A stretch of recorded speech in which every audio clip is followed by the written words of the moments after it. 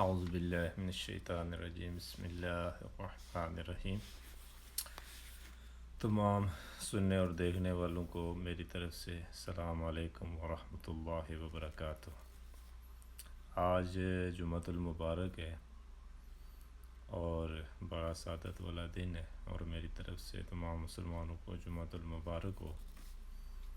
تو آج کا جو ہمارا موضوع ہے، ہماری جو گفتگو ہے، وہ ہوگی اولیاء کرام کے بارے میں، جسے ہم اپنی زبان میں پیر مرید بھی کہتے ہیں۔ اور یہ سلسلہ جو ہے نبی پاک صلی اللہ تعالیٰ علیہ وسلم کے دور سے ہی چلتا آ رہا ہے۔ شان اولیاء آپ نے قرآن میں بھی دیکھا ہوگا، مختلف حدیث میں بھی اس میں آپ نے دیکھا ہوگا، اور اولیاء کرام کی شان و کرامات کے بارے میں آپ واقف ہوں گے۔ یہ وہ لوگ نیک صالح لوگ ہوتے ہیں جو اللہ تعالیٰ کے ہاں عبادت ریاضت کرتے ہیں، اور اللہ تعالیٰ ان کو مقام عطا فرماتا ہے۔ اور اسی طریقے سے مختلف جو ہے سلسلے چلے آ رہے ہیں، اور یہ الگ بات ہے کہ اب لوگوں نے اس چیز کو جو ہے وہ بزنس بنا لیا ہے، بطور کاروبار جو ہے اس کو استعمال کرنا شروع کر دیا ہے، اور یہ ہمارے معاشرے کے اندر بہت حد تک پھیلتا جا رہا ہے، اور اس حد تک پھیلتا جا رہا ہے کہ شریعت کی جو ہے وہ دھجیاں اڑائی جا رہی ہیں، اور حلال اور حرام کی مکمل طور پر کوئی جو ہے تمیز نہیں کی جا رہی، اور نہ کوئی جو ہے اس بارے میں مکمل طور پر جو ہے شدید قسم کے کوئی انتظامات موجود نظر نہیں آتے۔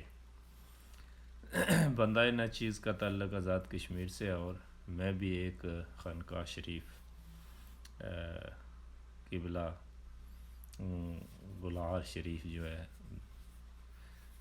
قبلہ سلطان زید سلطانی صاحب کے یہاں سے بندہ ناچیز مرید ہے،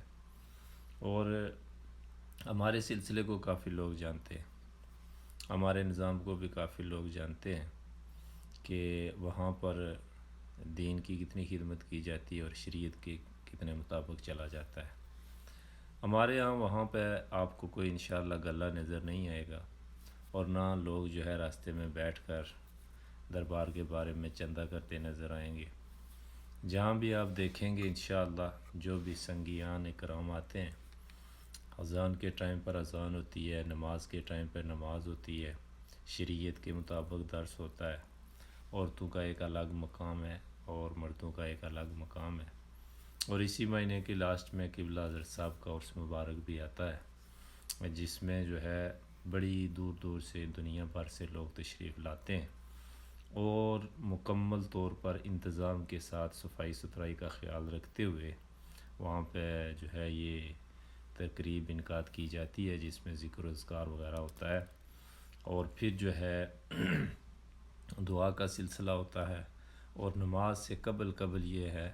مکمل ہو جاتا ہے، اور نماز مکمل ہونے کے بعد جو باقی صفائی ستھرائی کا کام ہے وہ مکمل ہوتا ہے۔ تو ہمیں یہ فخر ہے کہ ہم جو ہے جس نیک صالح اللہ کے بندے کے ساتھ چلتے ہیں، تو اللہ تعالیٰ نے انہیں شریعت کا پابند بنایا، اور وہ جتنے بھی ان کے مرید ہیں ان کو وہ شریعت کا پابند بناتے ہیں۔ بندہ ناچیز بھی جو ہے بچپن سے میرے والد صاحب جب جو ہے بیمار ہوئے، تو مجھے صحیح یاد ہے کہ میرے والد صاحب اور ہمارے محلے کے ایک حاجی نذیر صاحب عرف جنہیں حاجی کالا صاحب کے نام سے یاد کیا جاتا تھا، انہوں نے میرا بازو پکڑا اور حضرت صاحب کے ہاں مجھے لے گئے، اور وہیں پہ جو ہے مجھے مرید بھی کیا گیا، اور وہیں پہ جو ہے وہ میرا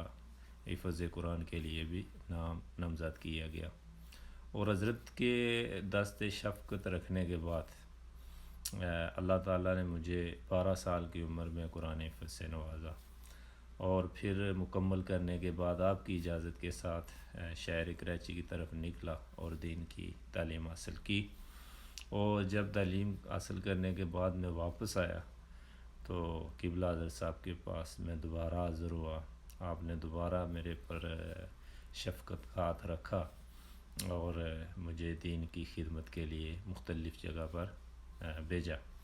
اور میں جو ہے آزاد کشمیر کے مختلف شہروں میں جو ہے وہ امامت کے فرائض سر انجام دیتا رہا ایز اے خطیب جو ہے جامعہ مسجد میں،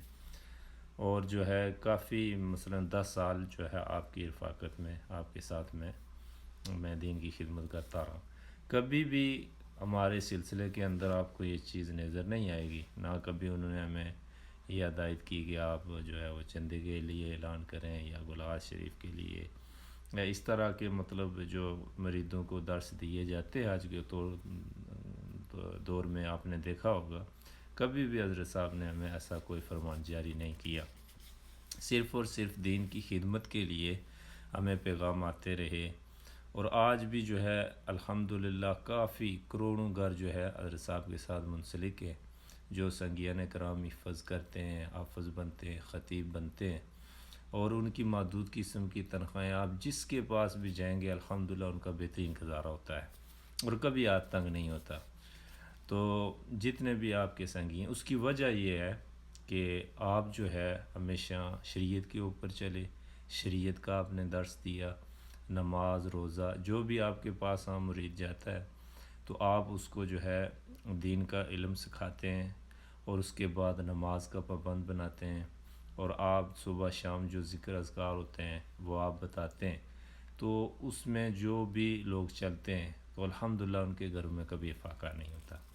اور ہمیں یہ فخر ہوتا ہے۔ تو اب جو ہے آپ اس سلسلے کو دیکھیں، اس خانقاہ شریف کو بھی دیکھیں، اور آپ جو ہے باقی آگے پیچھے بھی آپ خود ملاحظہ کر لیں، اور بہت بہت اعلیٰ قسم کے اولیاء کرام ہمارے آزاد کشمیر کے اندر ہیں، تشریف فرمائیں اپنی اپنی قبروں کے اندر، لیکن انہوں نے دین کی خدمت کی، انسانیت کی خدمت کی، اور اللہ تعالیٰ نے ان کو وہ مقام عطا فرمایا۔ اب ان کے جانے کے بعد جو کچھ ان کی اولادوں میں سے یا کچھ ویسے گدی نشین بن کر وہ جو ہے اپنے اپنے جو ہے وہ گدیوں پر بیٹھ جاتے ہیں، اور وہ دین کی طرف کم راغب کرنا اور دنیا کی طرف زیادہ راغب کرنا، یعنی پیسہ مال و متاع اور بزنس کو جو ہے زیادہ ترجیح دیتے ہیں۔ یاد رکھو کہ قرآن حدیث میں اللہ تبارک و تعالیٰ نے رزق کا وعدہ کیا ہوا ہے کہ وہ جب انسان دنیا میں آتا ہے سب سے پہلے اس سے وعدہ کرتا ہے کہ رزق جو تمہارا ہے تمہارے نصیب کا وہ میں دوں گا، لیکن یاد رکھو اللہ نے مغفرت کا وعدہ نہیں فرمایا۔ رزق کے لیے لوگ سارے پریشان ہیں، کوئی کدھر جاتا ہے، کماتا ہے، دوڑتا ہے، پھرتا ہے، لیکن مغفرت کا کسی کو کوئی پرواہ نہیں ہے کہ ہم نے مرنا ہے اور مغفرت بھی ہمیں چاہیے۔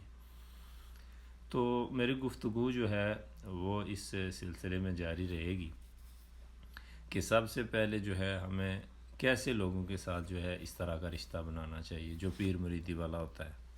کیا وہ لوگ شریعت پر چلتے ہیں؟ کیا وہ دین کی خدمت کرتے ہیں؟ یا وہ جس راستے پر چل رہے ہیں کیا ہمیں نظر آ رہا ہے کہ وہ شریعت کا راستہ ہے؟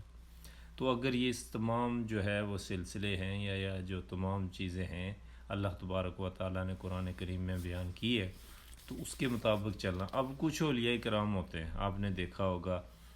وہ کپڑے پھٹے پرانے پہنے ہوتے ہیں، کئی جنگلوں میں ہوتے ہیں،